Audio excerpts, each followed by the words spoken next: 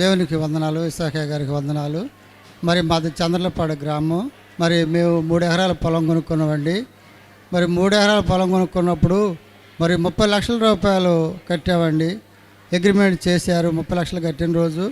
ఆ తర్వాత మరి 4 నెలలు కూడా వారు రిజిస్ట్రేషన్కి రాలేదు. మమ్మల్ని ఎంతో ఇబ్బంది పెట్టారండి. మరి ఇబ్బంది పెట్టినప్పుడు నేను రోజు లైవ్లో ఇసాకయ్య గారు వాక్యం వింటాను.